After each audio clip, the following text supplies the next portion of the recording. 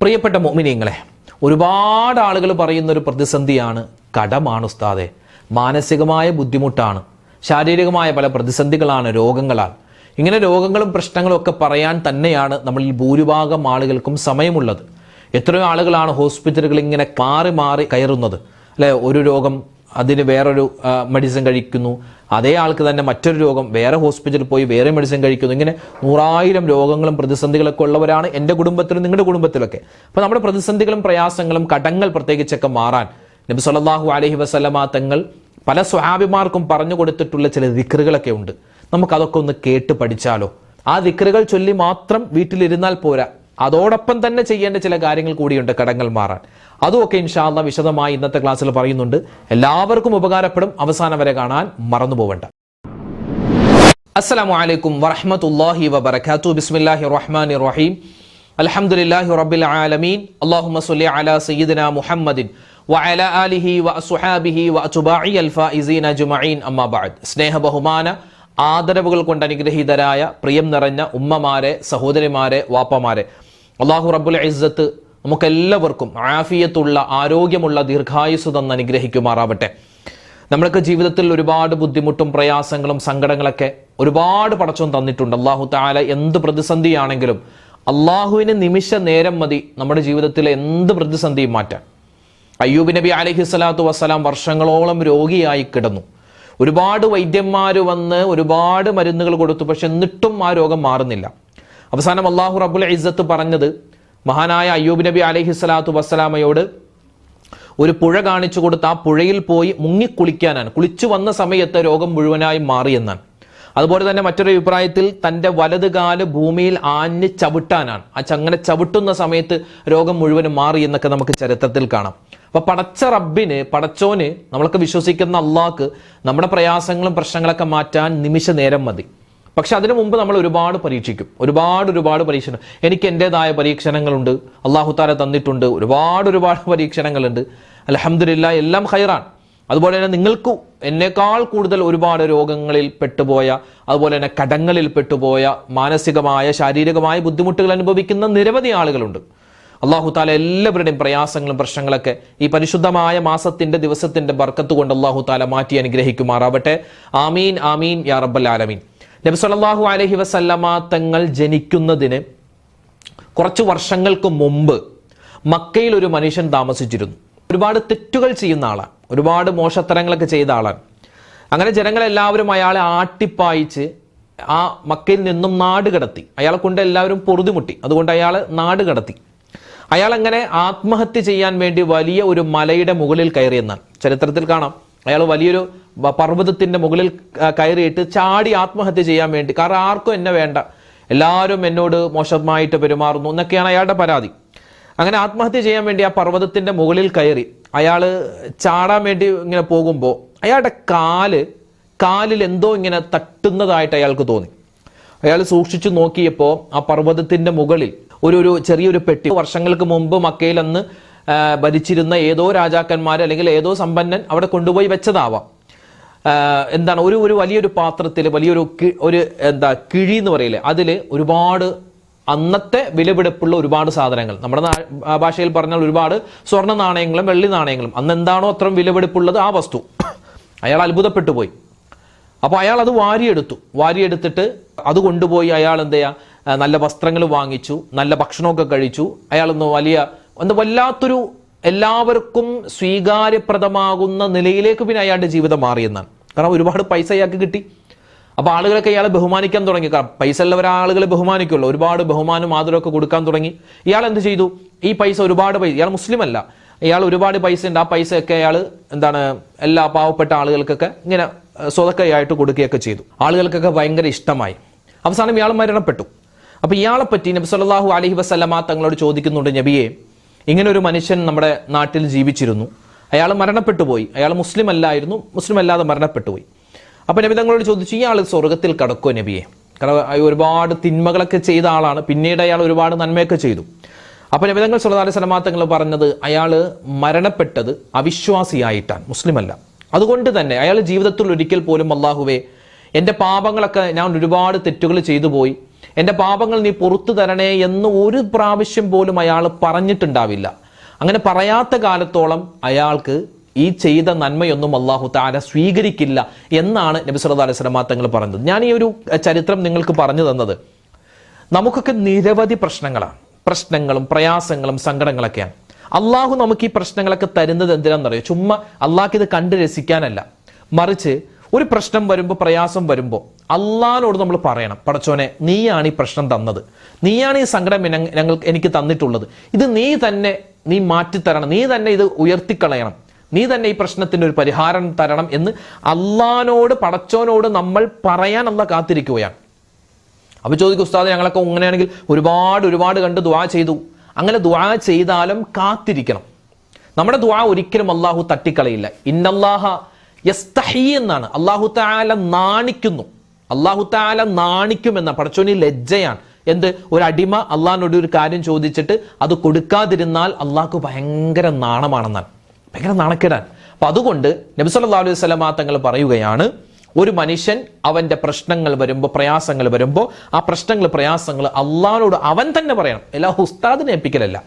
ഉസ്താദിനെ ഏൽപ്പിച്ചോ, നിങ്ങൾക്ക് ദ്വാരക്കാൻ പറയുമ്പോൾ നമ്മളൊക്കെ ദ്വാരക്കും ഇൻഷാ അല്ലാഹ്. എല്ലാ കാര്യത്തിനും വേണ്ടി നമ്മൾ ദ്വാരക്കും. നമ്മുടെ കമന്റിലൂടെയൊക്കെ ഒരുപാട് പേര് ദ്വാരക്കാൻ ഏൽപ്പിച്ചിട്ടുണ്ട്. എല്ലാവർക്കും വേണ്ടി ദ്വാരക്കാം. പക്ഷെ സ്വന്തം നമ്മുടെ പ്രയാസങ്ങൾ, ഞാൻ പലപ്പോഴും നമ്മുടെ ക്ലാസ്സിൽ പറഞ്ഞിട്ടുണ്ട്, നമ്മുടെ പ്രശ്നങ്ങൾ നമ്മൾ തന്നെ അള്ളാഹിനോട് പറയണം, നമ്മൾ തന്നെ ഒരുപാട് പറയണം. ഇപ്പൊ എത്രയോ ആളുകളാണെന്നറിയോ വീട് ജപ്തിയിലാണ്, അതുപോലെ തന്നെ ലോൺ അടച്ചു, അതുപോലെ പണയം വെച്ചു, അങ്ങനെയൊക്കെ ഒരുപാട് കാര്യങ്ങളൊക്കെ ചെയ്തിട്ട് പലിശയുടെ പലിശ, അങ്ങനെ ഒരുപാട് കടം കയറി ഒരുപാട് പ്രശ്നത്തിൽ കഴിയുന്ന, അല്ലെങ്കിൽ ആത്മഹത്യയുടെ വക്കിൽ എന്ന് പറയാൻ പറ്റുന്ന എത്രയോ ആളുകളാണ് നമ്മുടെ ചുറ്റുപാടുമുള്ളത്. കടം മാറാൻ ഒരുപാട് കാര്യങ്ങൾ നമുക്ക് ഹദീസിൽ കാണാൻ പറ്റും. നബി സല്ലല്ലാഹു അലൈഹി വസല്ലം തങ്ങളോട് ഒരുപാട് സ്വഹാബിമാർ വന്ന് കടമാണ് എന്ന് പറയുന്ന ഒരു സന്ദർഭമുണ്ട്. അതിൽപ്പെട്ട ഒരു ചരിത്രമാണ് മഹാനായ അബൂ ഉമാമ റളിയല്ലാഹു തആല അൻഹു. അദ്ദേഹം സ്ഥിരമായി പള്ളിയിൽ വരുന്ന ആളാണ്. പള്ളിയിൽ വന്ന് നമസ്കരിച്ചിട്ട് അദ്ദേഹം വീട്ടിലേക്ക് പോകുന്ന ആളാണ്. ഒരു ദിവസം അദ്ദേഹം പള്ളിയിലേക്ക് വരുന്നില്ല. രണ്ടഭിപ്രായമുണ്ട്. അദ്ദേഹം പള്ളിയിലേക്ക് വരുന്നേ ഇല്ല. അദ്ദേഹം പള്ളി നിസ്കരിക്കാൻ വരുന്നത് വീട്ടിൽ തന്നെ കഴിഞ്ഞുകൂടുകയാണ്. അപ്പൊ ചോദിച്ചു, എന്താണ് അദ്ദേഹത്തെ പള്ളിയിലേക്ക് കാണുന്നില്ലല്ലോ? ആ സമയത്ത് നബി സല്ലല്ലാഹു അലൈഹി വസല്ലം തങ്ങളോട് പറയപ്പെട്ടു, നബിയെ, അദ്ദേഹം വീട്ടിൽ നിന്ന് പുറത്തിറങ്ങാറില്ല. കാരണം അദ്ദേഹം വീട്ടിൽ നിന്ന് പുറത്തിറങ്ങിയാൽ ഒരുപാട് കടക്കാരുണ്ട് അദ്ദേഹത്തിന്. അദ്ദേഹം ഒരുപാട് ആളുകളിൽ നിന്നും പൈസ വാങ്ങിച്ചിട്ടുണ്ട്. ആ പൈസ തിരിച്ചു കൊടുക്കാനാവാതെ അദ്ദേഹം വിഷമിക്കുകയാണ്, സങ്കടപ്പെടുകയാണ്. അതുകൊണ്ടാണ് അദ്ദേഹം വീടിന്റെ വെളിയിലേക്ക് ഇറങ്ങാത്തത്. മറ്റൊരു അഭിപ്രായത്തിൽ അദ്ദേഹം പള്ളിയിൽ തന്നെ ഇരിക്കുകയാണ്, വീട്ടിലേക്ക് പോകുന്നില്ല. എന്താണ്? പള്ളിയിൽ നിന്ന് വെളിയിൽ ഇറങ്ങിയാൽ കടം ഒരുപാട് പേര് ഇദ്ദേഹം ഒരുപാട് പേരിൽ നിന്നും കടം വാങ്ങിച്ചിട്ടുണ്ട്. അവർ വന്ന് ചോദിക്കുന്നു, ഉപദ്രവിക്കുന്നു. അപ്പോൾ നബി സല്ലല്ലാഹു അലൈഹി വസല്ലം തങ്ങൾ പറഞ്ഞു കൊടുത്തു എന്നാണ്. ഖാല, നബി തങ്ങൾ പറഞ്ഞു, യാ അബാ ഉമാമ, ഓ അബൂ ഉമാമ, അലാ ഉഅല്ലിമുക കലിമാത്തിൻ ലൗ ഖുൽതഹ, ഞാനൊരു വാചകം നിനക്ക് പറഞ്ഞു തരാം, കുറച്ച് കെലിമത്തുകൾ ഞാൻ നിനക്ക് പറഞ്ഞു തരാം. ഇത് നീ പറഞ്ഞാൽ നിന്റെ കടം വീടും, നിന്റെ വിഷമം മാറും, നിന്റെ ടെൻഷൻ മാറും, നിന്റെ ബാധ്യതകൾ തീരും, നിന്റെ ഭാരം മാറും എന്ന് നബി തങ്ങൾ പറഞ്ഞു കൊടുത്തിട്ട് സ്വഹീഹായ ഹദീസാണ്. ഒരു ദുആ റസൂലുള്ളാഹി സ്വല്ലല്ലാഹു അലൈഹി വസല്ലം തങ്ങൾ പഠിപ്പിച്ചു കൊടുത്തിട്ടുണ്ട്. ഇപ്പൊ നമ്മൾ ഈ സോഷ്യൽ മീഡിയയിലൊക്കെ നോക്കിയാൽ ഉസ്താദുമാര് തന്നെ ഉസ്താദുമാരെ കളിയാക്കുന്ന ഒരവസ്ഥയാണ്. സാധാരണ ആൾക്കാരല്ല, ഉസ്താദുമാര് തന്നെ, വല്ല തലക്കെട്ട ആളുകൾ തന്നെ ഉസ്താദുമാരെ തന്നെ കളിയാക്കുന്നുണ്ട്. അതായത് ചില ആൾക്കാർ വന്നിട്ട് പറയുന്നു, കടം മാറാൻ, പ്രശ്നം മാറാൻ ഈ ദിക്ർ ചൊല്ലിയാൽ മതി, ഈ ദുആ ചെയ്താൽ മതി, അങ്ങനെ പറഞ്ഞാൽ കടം മാറുമോ, പണിക്ക് പോവണ്ടേ, ജോലിക്ക് പോവണ്ടേ എന്നൊക്കെ ചോദിക്കുന്ന ഒരുപാട് ആളുകളുണ്ട്. ഒരു കണക്കിൽ നോക്കിയാൽ അത് ശരിയാണ്. കാരണം എന്താ? നമ്മൾ ഒരുപാട് കടമുണ്ട്. നമ്മൾ വീട്ടിൽ തന്നെ ഇരുന്നിട്ട് ഈ ദിക്റും സ്വലാത്തും മാത്രം, അതിനെ മാത്രം ഡിപ്പെൻഡ് ചെയ്യലല്ല, മറിച്ച് നമ്മുടേതായ രൂപത്തിൽ അധ്വാനിക്കുക. നമ്മൾ ജോലിക്ക് പോകണം, നമ്മൾ തൊഴിലിന് പോകണം. അങ്ങനെയല്ല അല്ലാഹു തആല നമുക്ക്, അല്ലാതെ ഒരു മലക്കിനെ ഇറക്കിയിട്ട് പടച്ചോൻ നമ്മുടെ കയ്യിലേക്ക് പൈസ തരലല്ല, മറിച്ച് നമ്മൾക്കൊരു ഒരുപാട് പ്രശ്നമുണ്ട്, കടങ്ങൾ ഉണ്ടെങ്കിൽ നമ്മൾ നബി തങ്ങൾ സല്ലല്ലാഹു അലൈഹി വസല്ലം തങ്ങൾ പഠിപ്പിച്ച ഈ ദുആയും ദിക്റും ഒക്കെ ഇതുമായി ബന്ധപ്പെട്ട് ഒരുപാട് ആയത്തുകളുണ്ട്. അതൊക്കെ പറയുന്നതോടൊപ്പം തന്നെ നമ്മുടെ ഭാഗം നമ്മൾ ക്ലിയർ ആക്കണം. വീട്ടിൽ തന്നെ കുത്തിരിക്കലല്ല, മറിച്ച് നമ്മുടേതായ ജോലി ചെയ്യണം, പിന്നെ അധ്വാനിക്കണം. അതോടൊപ്പം തന്നെ അള്ളാഹിന്റെ റസൂല് പഠിപ്പിച്ച ഈ കാര്യം കൂടി ചെയ്താൽ ഒരു ബൂസ്റ്റിംഗ് ആയി. അള്ളാഹുവിന് അത് ഭയങ്കര ഇഷ്ടമാണ്. അധ്വാനിക്കുന്ന മുഅ്മിനിനെ അള്ളാഹ്ക്ക് ഭയങ്കര ഇഷ്ടമാണ്. അതോടൊപ്പം തന്നെ ദുആ ചെയ്യുന്ന മുഅ്മിനെ അള്ളാഹ്ക്ക് ഭയങ്കര ഇഷ്ടമാണ്. അപ്പൊ ഈ രണ്ട് കാര്യം കൂടി ചേരുമ്പോൾ അള്ളാഹു തആല നമ്മുടെ പ്രശ്നങ്ങൾ, പ്രയാസങ്ങൾ മാറ്റിത്തരും. അങ്ങനെ നബി സല്ലല്ലാഹു അലൈഹി വസല്ലം തങ്ങൾ പറഞ്ഞു കൊടുത്ത ദുആയാണ്. ഞാനിത് പലപ്പോഴും നമ്മൾ പറഞ്ഞിട്ടുണ്ട്. നമ്മുടെ ദിക്റിന്റെ മജ്ലിസിലൊക്കെ നമ്മൾ ഒരുപാട് വട്ടം ഈ ഒരു ദുആയൊക്കെ ചൊല്ലിയതാണ്. ഏതാണത്? അല്ലാഹുമ്മ ഇന്നി അഊദു ബിക മിനൽ ഹമ്മി വൽ ഹസൻ വഅഊദു ബിക മിനൽ അജ്സി വൽ കസ്ൽ വഅഊദു ബിക മിനൽ ജുബ്നി വൽ ബുഖ്ൽ വഅഊദു ബിക മിൻ ഗലബത്തിദ് ദൈനി വഖഹ്രിർ റിജാൽ. ഒരുപാട് കാര്യങ്ങൾ ചോദിക്കുന്ന ഒരു ദുആയാണ്. നബി തങ്ങൾ ആ കടം മാറാൻ വേണ്ടി മാത്രമായിട്ട് കൊടുത്തതല്ല, ഇത് നമ്മുടെ ജീവിതത്തിലെ സർവ്വ മേഖലയിലെ സർവ്വ പ്രശ്നങ്ങൾക്കും മാറാൻ അതിനൊക്കെ ഒരു പരിഹാരമായിട്ട് നബി തങ്ങൾ പഠിപ്പിച്ച ദുആയാണ്. അപ്പോൾ ഈ ദുആ പഠിച്ചു വെക്കുക. എല്ലാ നമസ്കാരത്തിന് ശേഷം ഈ ദുആ ഒരു വട്ടമെങ്കിലും നമ്മൾ പറയാൻ പ്രത്യേകം ശ്രദ്ധിക്കുക.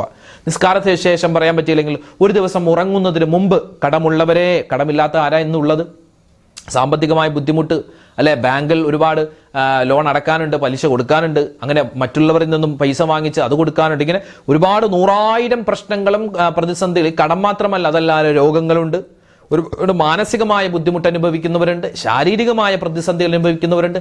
എല്ലാത്തിനും പരിഹാരമാണ്. അപ്പൊ മനസ്സറിഞ്ഞ് അള്ളാഹിനോട് ചോദിച്ചാൽ പടച്ചോൻ അതിനൊക്കെ പരിഹാരം തരും.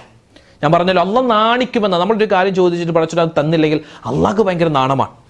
അപ്പൊ അതുകൊണ്ട് ഇൻഷാ അല്ലാഹ് ഈ ദുആ എല്ലാവരും പഠിച്ചു വെച്ച് പറയണം. നമുക്കൊന്നുകൂടി ആ ദുആ എന്ന് പഠിച്ചാലോ? അല്ലാഹുമ്മ ഇന്നി അഊദു ബിക മിനൽ ഹമ്മി വൽ ഹസൻ. എന്താ അതിന്റെ അർത്ഥം? അല്ലാഹുവേ, എൻ്റെ മനോവിഷമം, എൻ്റെ പ്രയാസം, മനോവിഷമം, മാനസികമായ ഒരുപാട് ബുദ്ധിമുട്ടുകൾ, ടെൻഷനുകൾ എല്ലാം നീ മാറ്റി തരണമല്ല. വഅഊദു ബിക മിനൽ അജ്സി വൽ കസ്ൽ.